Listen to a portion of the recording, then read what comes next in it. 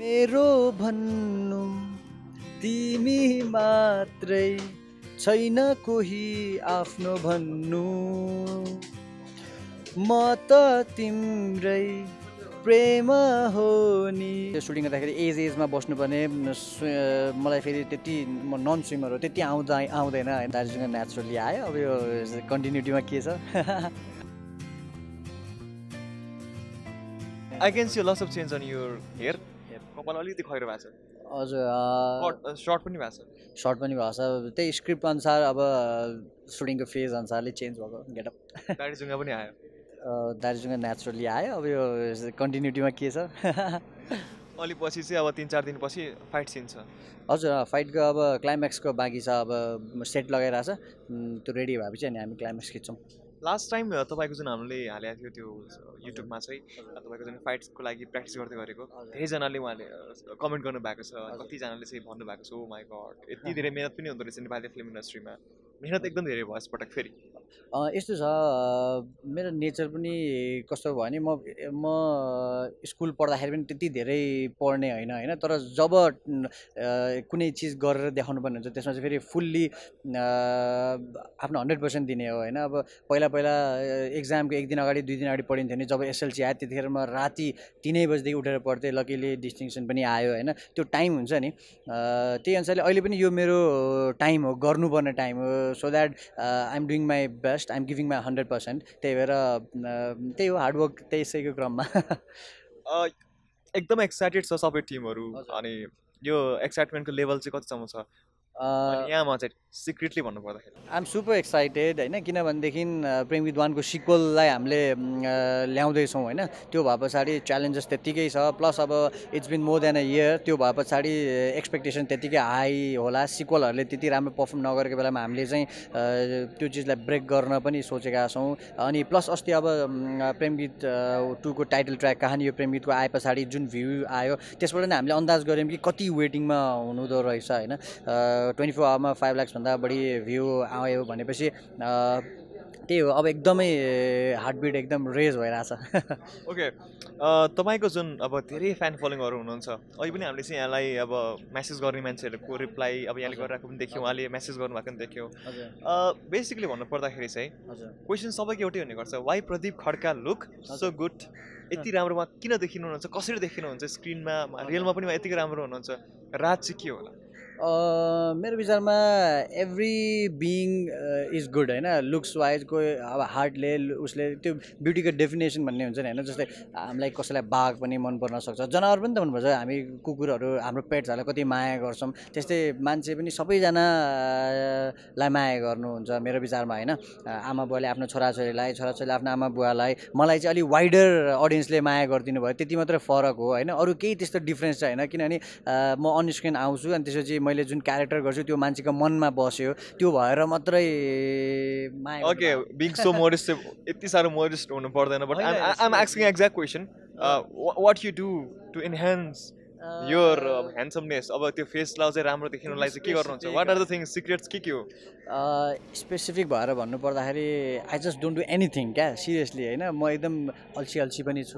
Plastic surgery रे त्यही मलाई एकदम हाइट बढाउने इच्छा चाहिँ थियो। अलिकति 5'10" 6 फिट होस् भन्ने इच्छा चाहिँ थियो। मेबी मैले भोलि पर्सि सर्जरी गरेँ भने म हाइट इन्हान्समेन्टको सर्जरी चाहिँ गर्छु त्यति हो। ओके अब अलिकति यो फिल्मको गीत गाइदिनु पर्ने हुन्छ यहाँले बिकज जुन फर्स्ट ट्र्याक आएको छ सबैले अब यो गाइरहेका छन्। अलिकति गाइदिनु सक्नुहुन्छ? अभियसली म एकदम राम्रो सिङ्गर पनि हुनुहुन्छ। म अहिलेसम्म गीत गाउने त गरेको छैन है। तर म प्रेम विद्वानको गीत गाएँ अब 2 को पनि गाउँछु। मेरो भन्नु तिमी मात्रै छैन कोही आफ्नो भन्नु म त तिम्रै प्रेम हो नि तिमी मेरो गीत बन्नु यस्तै मिठो बाचा भए डर छोडी बिछोडको हर कोहीले गाउने छन् कहानी यो प्रेम गीतको wow clap clap clap clap clap अब अर्को चाहिँ यो गीत सुट गर्दाखेरिको गीतहरू जुन सुट भएको छ यो गीतै सुट गर्दाखेरिको अलिकति इन्ट्रेस्टिङ कुराहरू कस्तो कस्तो भएको थियो यो बेला एक्ट्रेस जो हुनुहुन्छ अहिले उहाँसँग पनि हामी थोरै कुराकानी गर्नेछौँ तपाईँको आफ्नो अनुभव कस्तो भयो फिल्मको यो गीतमा सुट गर्दाखेरिको हामीले यो टोटली थाइल्यान्डमा सुट गऱ्यौँ कोसिचान भन्ने आइल्यान्डमा अनि त्यसपछि थाइल्यान्डमा अब धेरै बलिउडको हलिउडको फिल्महरू सुटिङ भइसकेको थियो अनि त्यसपछि नेपाली अडियन्सले चाहिँ सबै हेरिसक्नु भयो अब त्योभन्दा बेटर गरेर नदेखाइकन त फेरि त्यहाँ गएर खिच्नुको केही औचित्य नै रहेन होइन त्यो भएको भएर हामीले चाहिँ एकदम हार्डवर्क गऱ्यौँ लोकेसन हन्टिङदेखि लिएर त्यसको लागि हामी 2-3 पल्टै थाइल्यान्ड पनि गयौँ त्यो गरेर अनि त्यसपछि सुटिङकै क्रममा चाहिँ अब बाहिरको ठाउँमा उहाँहरूले हामीलाई हेर्ने नजर पनि कस्तो भने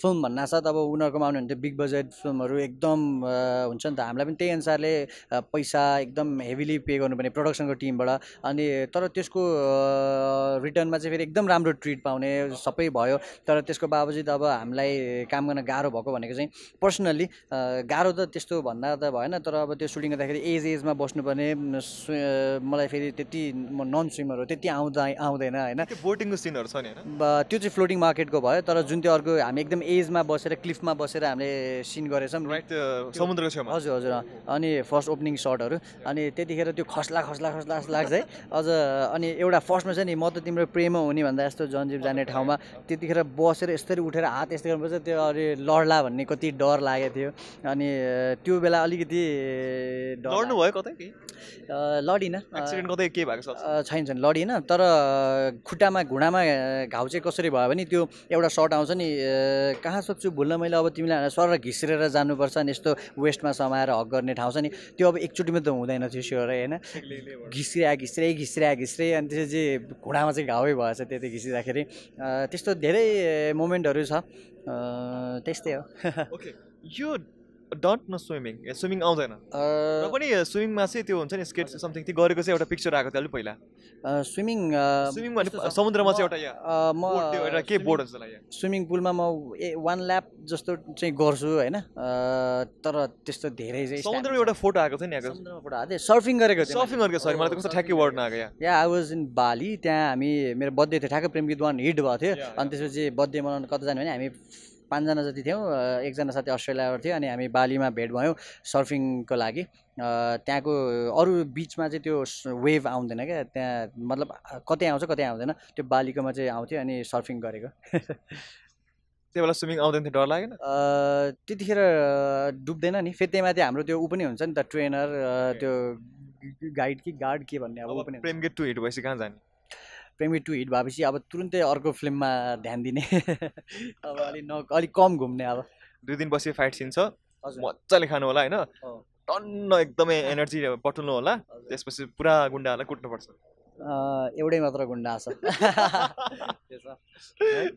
मलाई किनकि त्यो गुन्डा मैले चिन्छु जस्तो लागिरहेको छ चिन्न पनि सक्नुहुन्छ मेबी है अब हेरौँ मलाई एकदम धेरै त शङ्का लागिरहेको छ को गुन्डा भनेर म त भन्न सक्दिनँ है साथीहरू फ्यामिली तपाईँ त टिमको मेम्बर हुनुभयो अब यो चिजलाई टप सिक्रेट राखौँ अडियन्सहरूलाई सस्पेन्सै राखौँ अहिले म अलिक अन द स्पट मलाई त क्लिक भयो एकजना मान्छे पिक भइरहेको छ what you want to say to your audience के भन्न चाहनुहुन्छ